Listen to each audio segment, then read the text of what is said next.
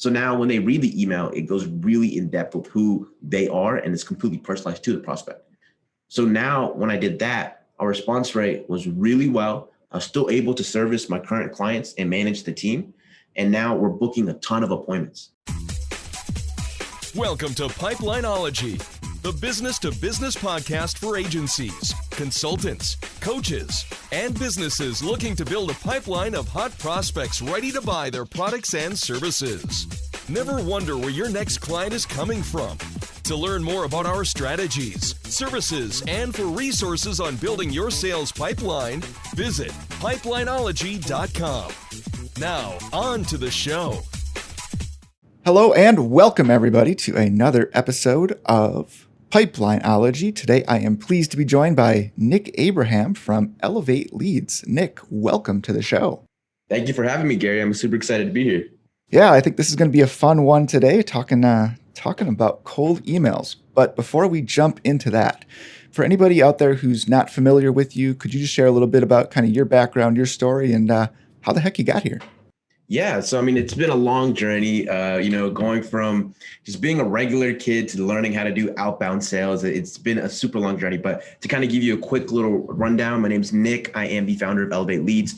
We are both a SaaS company as well as an outbound sales agency. So, we help our customers, our clients basically just do one thing, and it's to book more appointments with their ideal clients. Before I kind of did this, I'm currently a student at the University of Arlington in my senior year doing finance, which has nothing to do with what I'm doing right now and what I plan to do with my business. I've just been in the business space, the agency space for so long and just kind of had a really good understanding of it. And it kind of took me to where I am right now. Well, how the heck does a student go from just studying finance to running both a SaaS company and an outbound agency? Yeah, I mean, it was interesting. So like my freshman year in college, I was like growing Instagram pages. And so I grew my first one out to like 50,000 followers organically. And then, I started to kind of at that moment, I was working at a gas station as a part-time student. And, I started to realize, you can actually make money outside of an hourly job. Like for me, like I've been conditioned, my parents are Indian, been raised in Indian household. It's, become a doctor, you become a lawyer, get a good 9-to-5 job and work, 25, 30 years. And, I was just so conditioned in believing that I just didn't understand what it was like to make money outside of a regular job. And so working at that gas station while running an Instagram page that was profitable and making me money and really making me more money than the hours I was spending at the gas station kind of opened my eyes up. And then I really had a good skill at growing these pages. So I was like, okay, my freshman year, I'm going to start a business. I'm going to start a business and I'm going to basically help other people grow their Instagram pages. And so that was technically my first agency. And, being a young kid in college, I'm like, okay, I have a really cool service, but how do I get clients? Like, what do I do to go get clients? And they just come to me, like, I'm confused. I don't know how this works.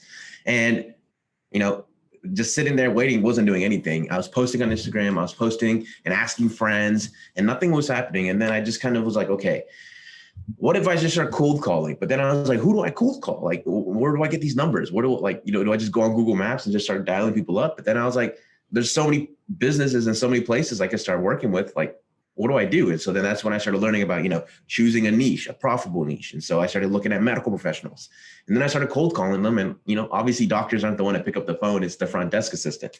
And so I was never able to land these appointments. And so then it took me down a whole 9 yards trying to figure out how to get these appointments with doctors. And it came down to cold emailing. And I learned, the right way to do it, the wrong way to do it. And that's kind of what got me to where I am right now. Eventually with the agency, we scaled it up pretty quickly. We got it up to 10K within 10K in monthly recurring revenue within 6 months. We had about 17 clients, but with Instagram management, the margins are super low. And it just wasn't becoming fun. And just with the algorithm changes, it just wasn't becoming a service that I could do really well at.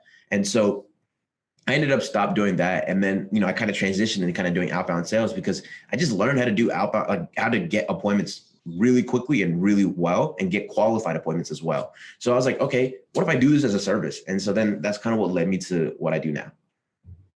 Well, I love it. And I think the listeners are going to be particularly interested.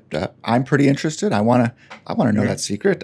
I want to know what does it really take to do cold emails well today? Because I see gosh, I see that question all the time, whether it's in Facebook groups or on LinkedIn or just any type of networking event where people are saying, okay, this seems like it's scalable. This seems like a good solution, but I just end up in the spam folder. So what are some of the things you've learned doing cold Yes. email that's made it work for you?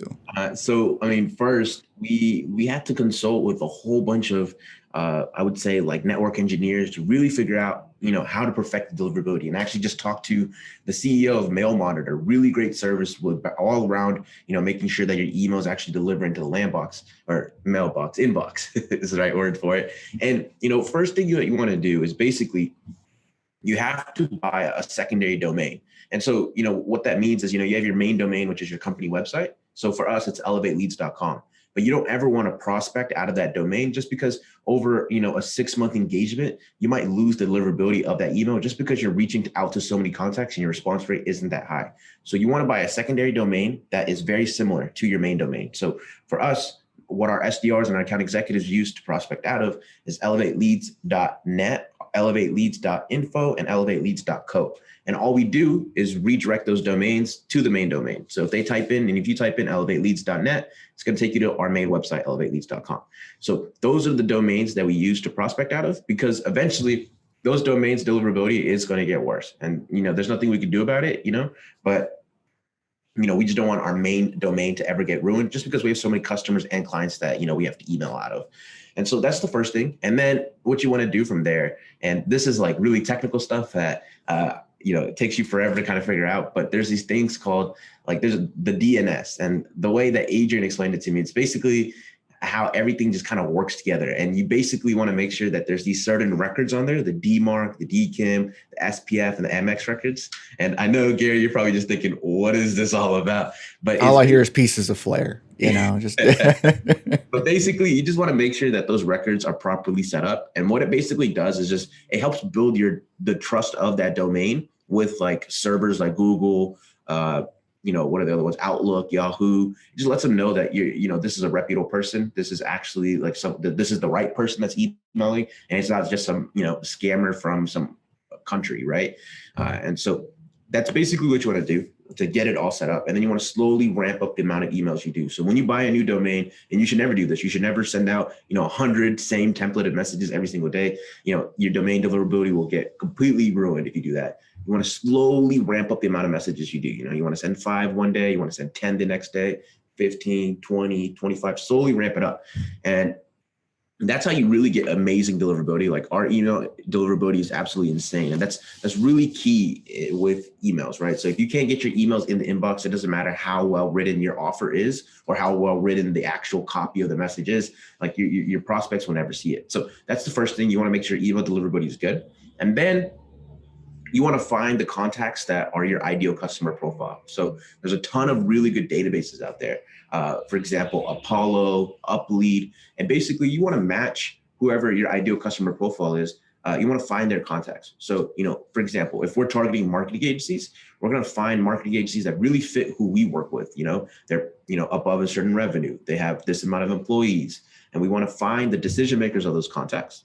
And you want to make sure that they're verified and enriched. And what that means is that the email is still valid, so you don't have a high bounce. And then, when you write your emails, and this is really like something I discovered whenever I was working in the medical space. If you send the same templated message email and it's automated, everybody knows immediately. They know that it's automated and there's nothing that you can do, right? Everyone knows when they see the hey first name, saw that you're working at company name, would love to connect. Those are templated messages on LinkedIn. They know when you put these messages in email, it's just so obvious. And so don't do that. It's not going to work, right? Especially if you're messaging like C-level executives, like the CEO, the founder, like those people, like they get hit with thousands and thousands and thousands of messages every single month. And so if you're doing a templated message, you will not stand out and you will not get a response. But this is how you personalize your messages at scale without doing the regular placeholders. And so when I was doing my cold emailing to medical professionals, I noticed that if I was to personalize every single email, if I was actually to look the doctor up on his LinkedIn or his website and write a little sentence or two to give him a compliment about where he went to college, or maybe, he put a little fun fact about him on his website and I mentioned that in the email, that my response rate was really, really, really good, right? But, if you're the founder of your company, it's really hard for you to be able to manage all your clients and still prospect at the same time. You don't have the same amount of time to do 30, 40, 50 like personalized cold emails, right? And so that had me thinking, okay, how can I systemize this? How can I basically personalize messages at scale, right? How can I basically delegate this to someone and still see extremely good results? And so luckily, I was reading a book called From Impossible to Inevitable by Aaron Ross. And basically what Aaron Ross does, he has an outbound sales agency himself, and he's absolutely incredible with what he's done. And what he did was basically he had his before he has a team of SDRs, and their job is to cold call and basically get appointments set, right? Like any kind of SDR. And what he would do, not to interrupt you, just for anybody who doesn't know, what is an SDR? It's a sales development representative. And so usually with like outbound sales teams, they're on the lower end. And when I say lower end, they're just the base level. Then you got the account executives, you got sales engineers. I'll sit in the meetings, answer technical questions. But that's kind of how like an outbound sales agency is kind of, built. And so these SDRs, they're doing all the prospecting, sending out the emails, sending out the messages, cold calling, following up. Their job is basically to get appointments set for the account executive. And the account executive is who kind of comes in and does the sales, right? He kind of, closes the deal. And so Aaron Ross, he built a really good system. What he did was basically before the SDRs were even able to cold call, he would have the people who built these contact lists write, 1 to 2 bullet points about that prospect. And so immediately when the SDR cold calls, he's not just saying a regular script. He's saying something very unique to the prospect, right? So it's like no longer, hey, Gary, are you interested in XYZ? It's like, hey, Gary, I listened to your latest podcast episode saying XYZ, and I really found that interesting. Do you have 5 to 10 minutes to talk? You're much more likely to say yes to something like that, right, Gary? In fact, that is exactly, I think, what I believe one of your interns did. He complimented my most recent podcast episode. So I said, well, okay, this isn't quite copy and paste. What's the deal here? So it works. Yeah, and so I kind of get into that. So that's what Aaron Ross did with his SDRs. I think he scaled the company to like 100 million before he sold it, something like that, some insane numbers, and just doing a method similar to this. And so then that had me thinking, okay, what if I took that same route, but instead of cold calling, I did it for emails? So what if I had a copywriter who had great English and was creative, basically do all the research for me? They researched each prospect. They wrote 1 to 3 sentences about the prospect. And then I used mail merges to merge it all together and be able to send, 70 to 80 completely personalized, unique emails to my prospects, automated. So now when they read the email, it goes really in depth with who they are, and it's completely personalized to the prospect. So now when I did that, our response rate was really well. I was still able to service my current clients and manage the team. And now we're booking a ton of appointments. And so once I kind of realized this, I was like, this is really something that no other agency out in the world is doing. Like this is something that's huge. And so we take that same approach with LinkedIn. We take that same approach with however we do our outbound, but we focus on being able to personalize our messages at scale. Well, how the heck do you do that? My head is like, this sounds like a great strategy, but how do you kind of manage that and keep all those kind of wheels moving without it just completely falling apart? Yeah. Like there's a big part of me that just feels like butterflies in my stomach and says, what happens when that automation breaks? When that mail merge is blank and then nothing's working anymore? So the way we set it up was we have a copywriter, and basically the copywriter, her job is just to go through the list and write the sentences out. And then we have a head of copy that basically checks it to make sure that it's good and valid. And then she'll be the one to upload that into we use Mailshake to send out our emails. And so she'll be the one to upload that into there. And then she's the one who's, end of the day, checking and make sure it's good. It's quality sentences. And it's, actually there. And then we just set it all up. And then I think Mailshake actually has a feature where if, let's say, a mail merge isn't populated correctly, then it'll tell you and not send out that email. And so that helps us kind of, make sure that all the emails that are being sent have a field in there. Okay, that makes sense. Mm-hmm. So I know when you kind of came on here, we were going to talk about how this can turn into, I think you said 15 to 20 demos a week by taking this personalized approach.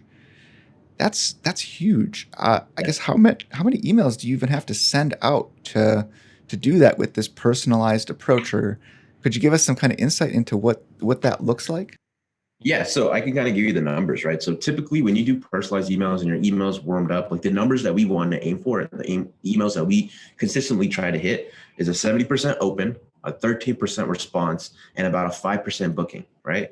So if we send out about 80 emails Monday through Friday, that's about 400 emails, right? And then times a 5% booking, it's about 20 demos set. And that's on a really good week, but usually we'll hit around the 15 to 17.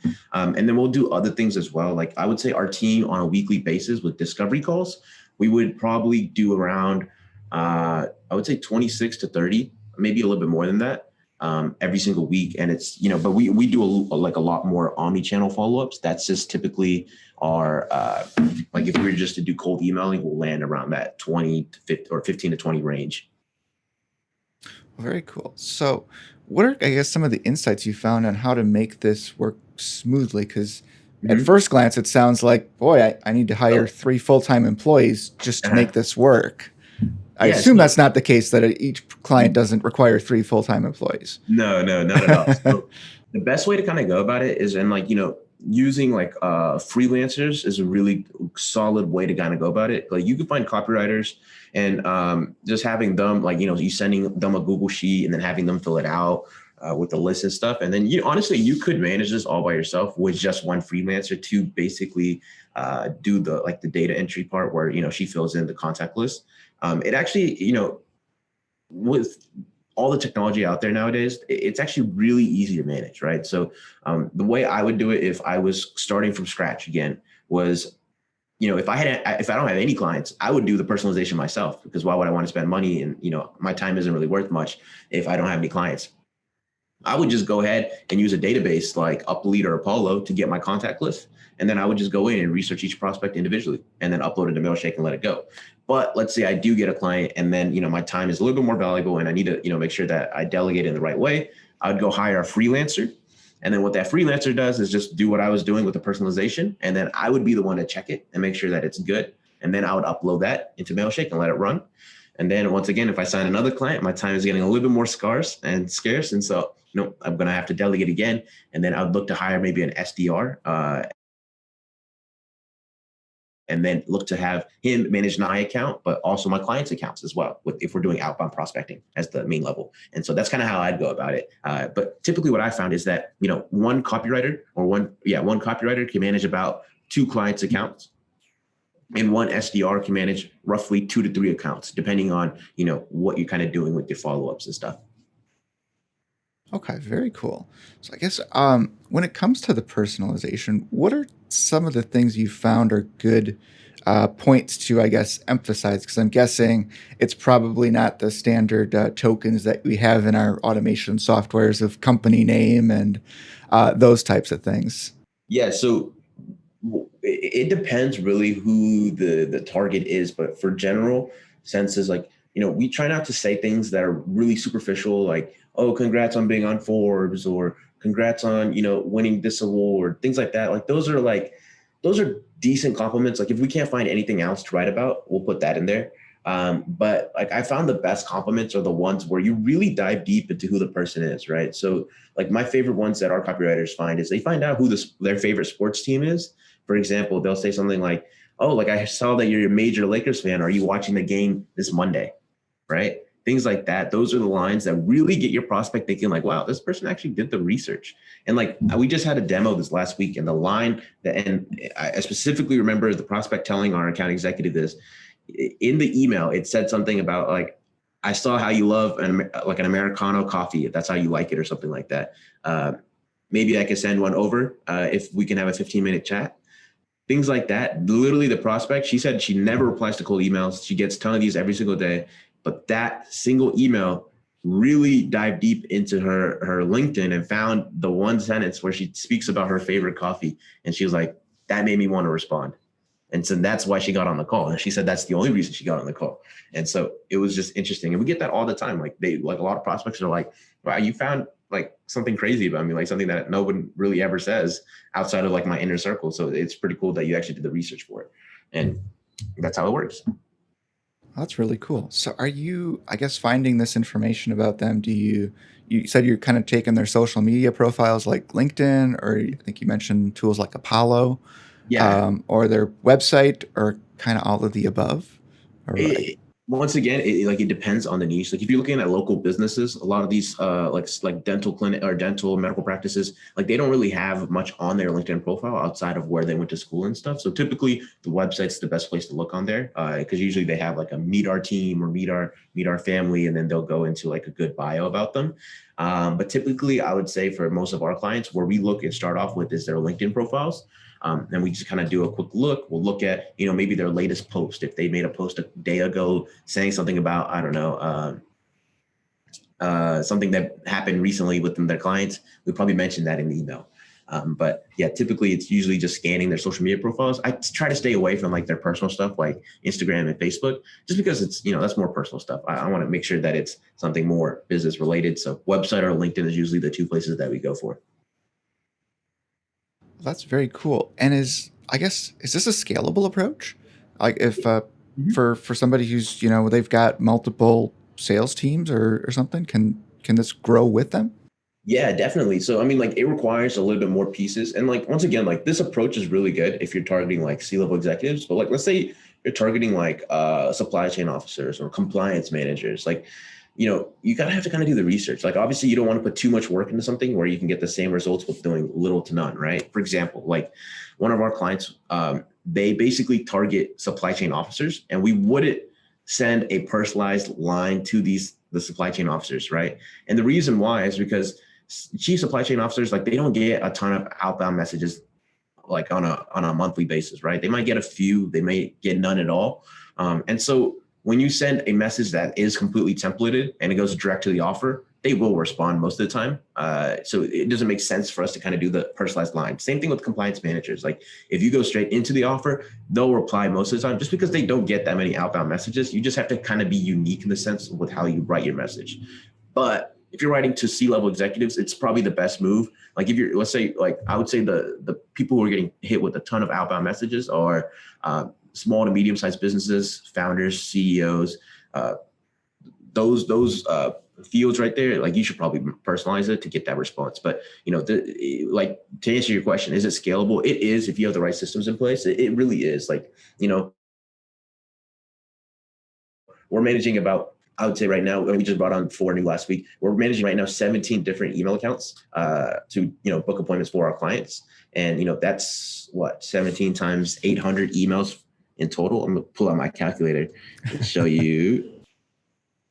That's about 13,000 emails that we're doing on a monthly basis for our clients. And so it is scalable. You just got to have the right systems in place and have like a team of copywriters ready to go, and like SDRs to kind of manage the accounts and stuff. But it is really scalable. You just got to have to figure out the systems and processes behind it. So if somebody's kind of looking to skip the line here of trying to figure out how to hire SDRs and train copywriters and all that, I believe you do have a service for this type of thing, correct? Yeah. So, I mean, like kind of like to explain how we kind of go about our business, we started as an agency that we did the outbound prospecting for, mostly other agencies and a lot of other like B2B businesses. And so, yeah, we do have a service for it. This is our main service. And the cool thing about us is that, and I don't want to seem too salesy or anything, but we really go by pay per performance. Like we only get paid whenever we generate appointments. I'm a really big component in believing in our service. And I believe that we really provide the best service in the industry. And so we only want to get paid if we can provide results for you. So that's kind of how we go about it. But we also have a tech side of our company.